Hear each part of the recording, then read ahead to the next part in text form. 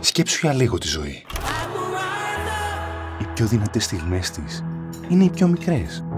Σωστά. Οι μικρές ανάσες. Τα γέλια. Τα κλάματα.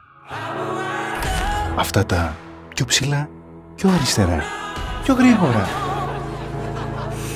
Πιο σιγά, μαμά.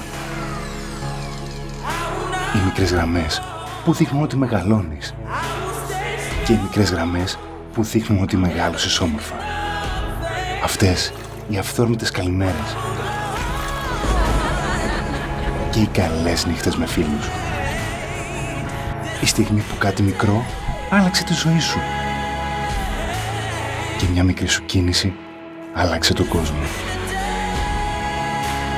Οι κλωτσιές που κέρδισαν μάχες, αλλά και οι κλωτσιές που περίμενες μια ζωή.